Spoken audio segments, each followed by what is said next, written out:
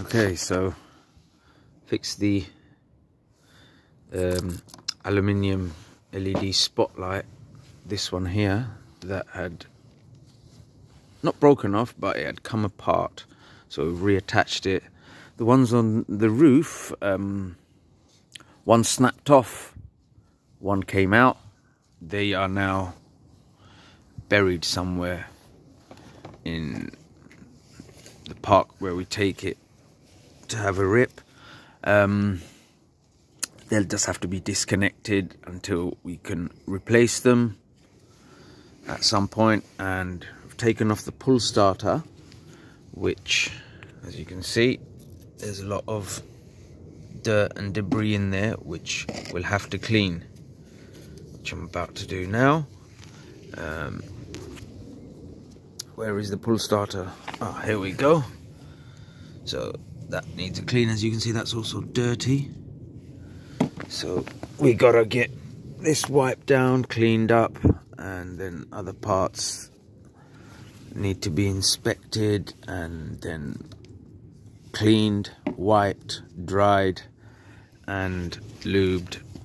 I suggest using a silicone-based dry lube, because something like WD-40 in the long run does more harm than good, because it's what is known as a wet lubricant. You spray it on and it remains wet and it just attracts dust. So say something like your wheel hubs, where your bearings are, as you can see, it gets very dusty, and if you've got WD-40 there, it gets even more dusty, which you don't want, because then the grittiness and the wetness of the lube, it just acts like a sandpaper and corrodes your parts really quickly.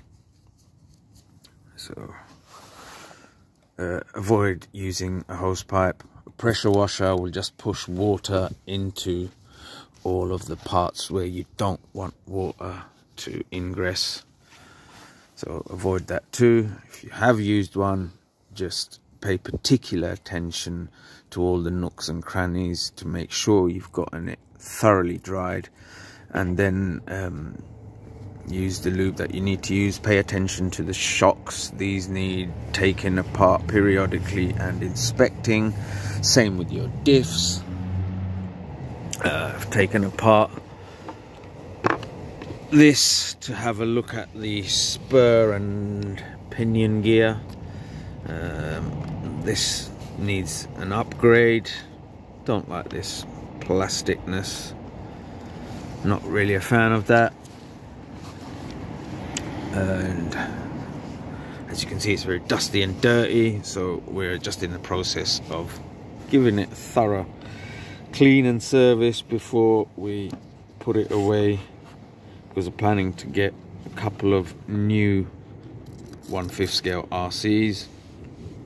Well, I think one of them is a 1/6 scale, the Traxxas XRT, and we want to get a Rovan BOT, which is like the low-C Baja hybrid, but Rovan's version. I've heard a lot of very good things about it, and it's very competitively priced, so you know, why would you pay more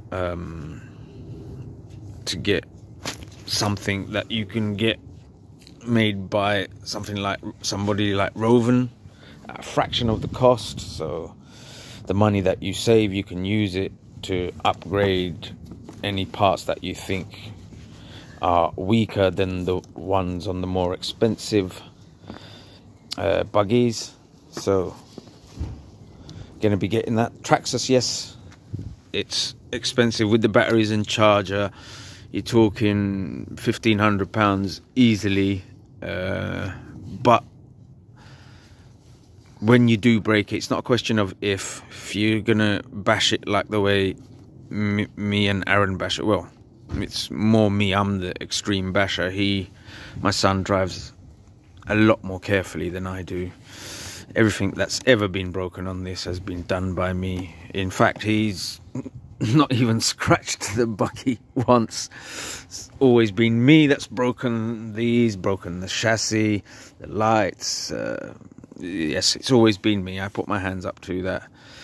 So when that's going to happen to the XRT, it's good to know that the parts are extremely cheap. I was going to go for an armor, but after seeing how much the parts cost on that, it just doesn't make economic sense. So XRT, Aaron, that's your choice, isn't it? Yes, it is. So are you going to let Dad bash it and more than likely break things on it? Or is my bashing going to be limited to... Well, if it's going to be fun to fix, of course. Okay. Yes, see, my son thinks like me.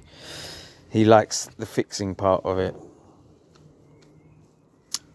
Anyway, that's it for now.